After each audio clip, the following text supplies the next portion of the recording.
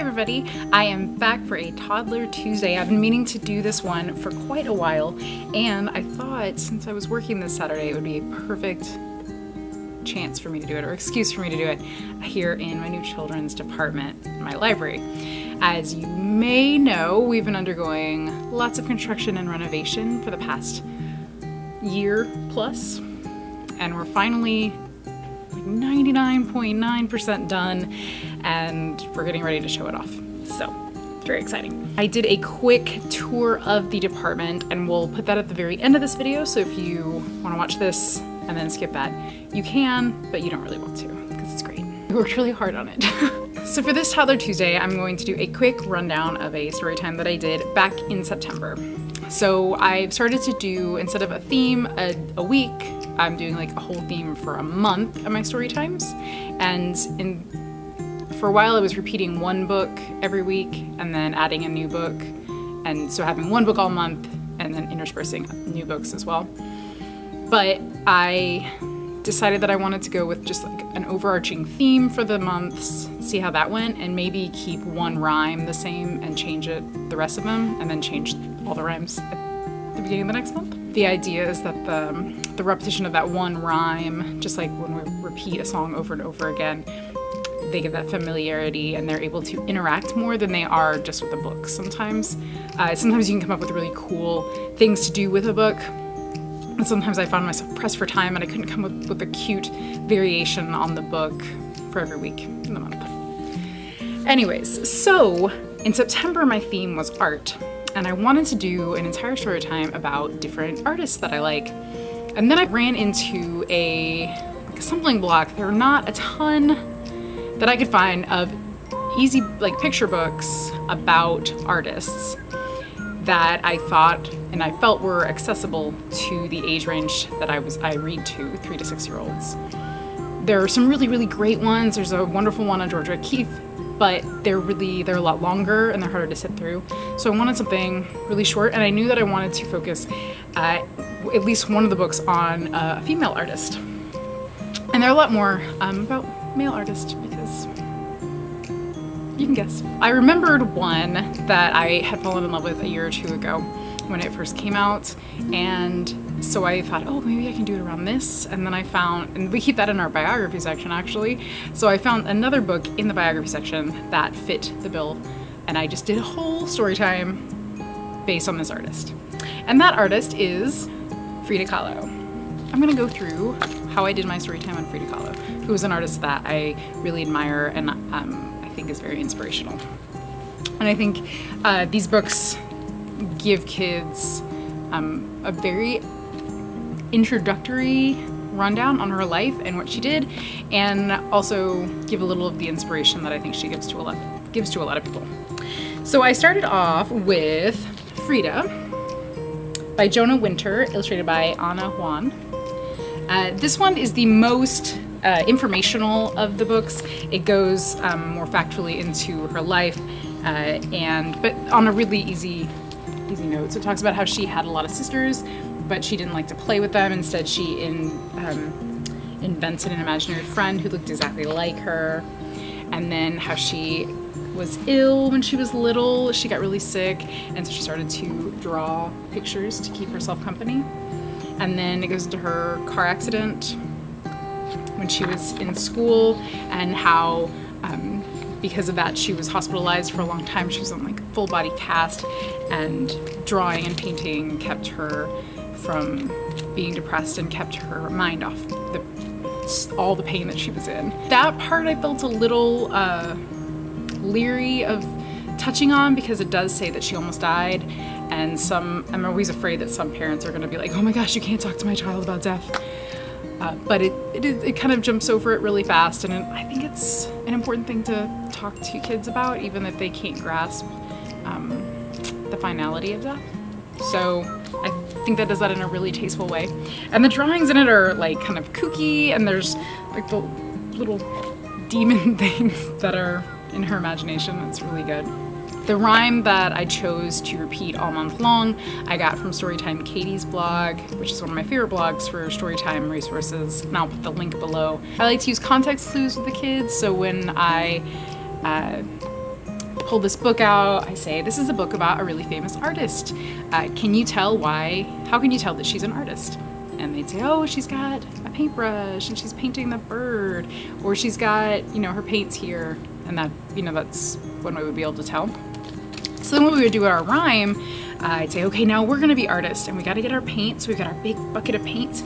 And then this is the way we stir the paint, stir the paint, stir the paint. This is the way we stir the paint early in the morning.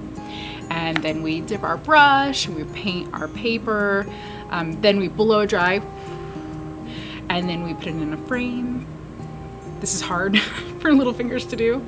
Then we hang our painting. One week we did a couple stories about murals, so people painting murals, so we painted on the wall instead of on a piece of paper. And so then we didn't need to frame it because it was on the wall.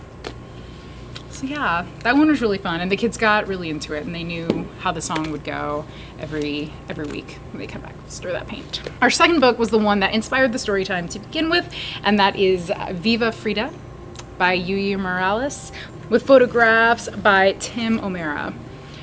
This is one of the most beautiful books I have ever seen. It's gorgeous, and I'll have Lisa post some kind of high-res pictures, but it's bilingual. There's only a couple words on each page, so I see veo, and it goes through, and there are, I see, I play, I love, I know, I dream, and they're just, she's helping the deer with the arrow through it. Yeah, these are just gorgeous. So what I would do is I read it in English first, and then I said, oh, we're gonna read it again really quick because it's super fast. There's about 2 words per page. And then I went back in, I read it in Spanish in my not great accent. And the kids were okay with it. I think they really liked the pictures. And if I'd just done this book, I think that it would have been really vague and random because they would not have had any understanding of Frida. But I'm hoping that paired with the first one, Frida, that it made a little more sense to them and they got a little more out of it. This book won the Pure Belpré Award, and it was also a Caldecott honor, so that tells you a little bit about the amazingness of this book. Then my second rhyme, I can't find it anywhere now, and I didn't save it, and I'm so upset. So this is kind of a plea to anybody out there who's watching this, who does story times. It was a song or rhyme, and it was about, I know the colors of the rainbow, do you? And then if I take out a color, can you tell which hue?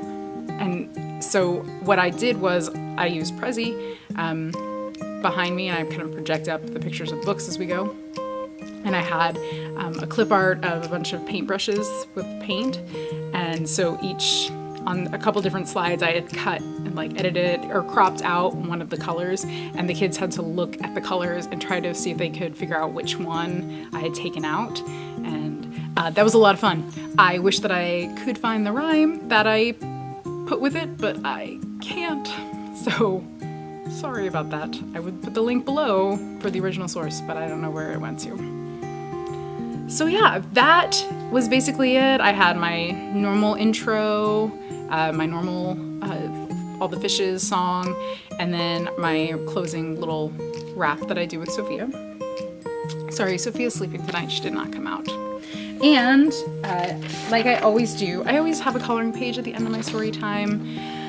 And this time was no different, but I found the best coloring page. And this is from an artist named Summer Morrison.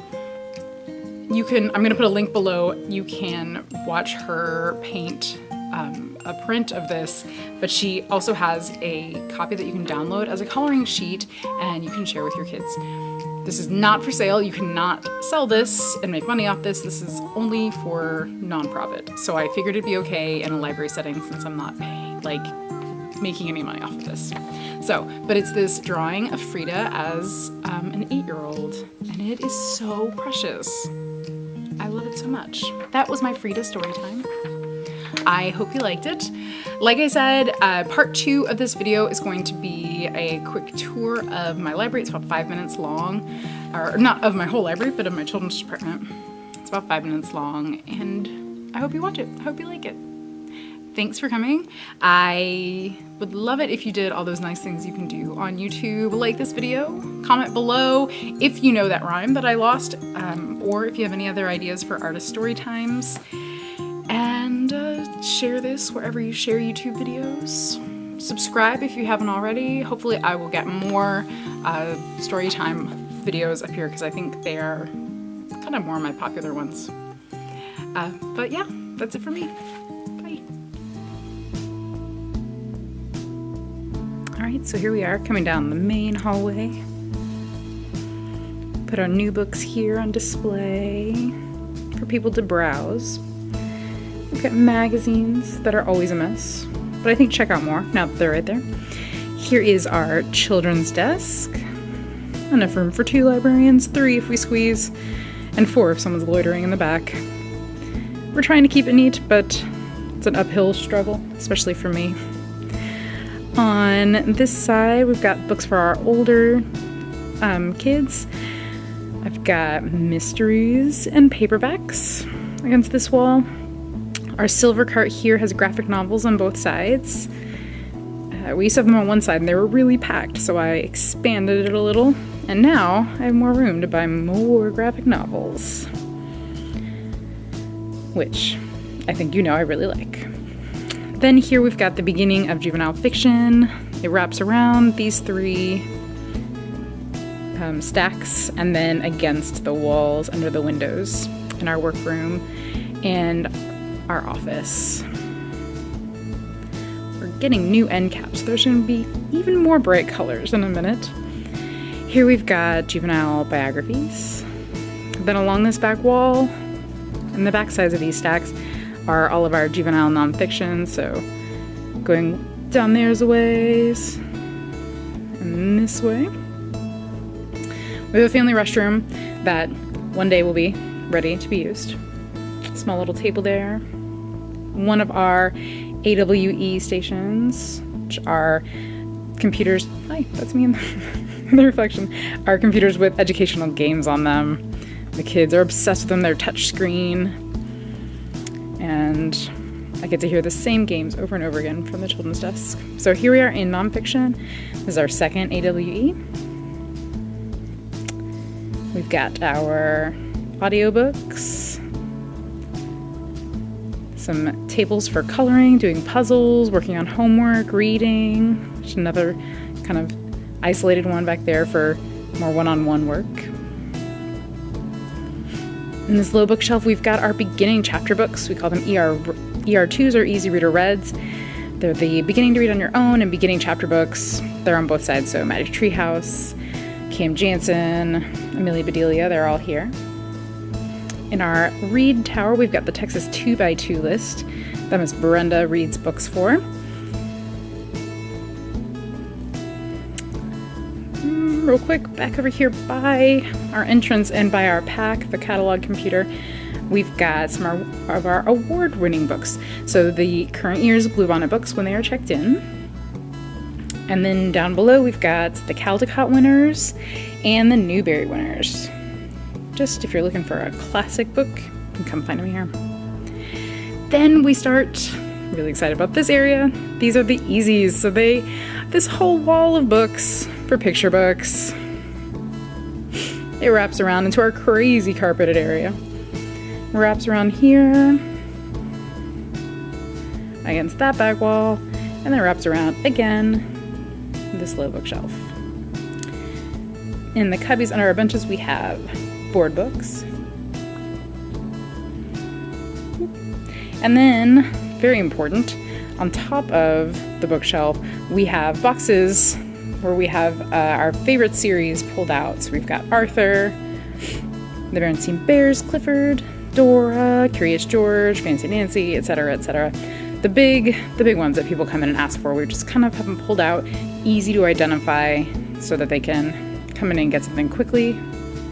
And it takes a lot of work off us. Here we've got, and we're trying it out, They need to be updated a little.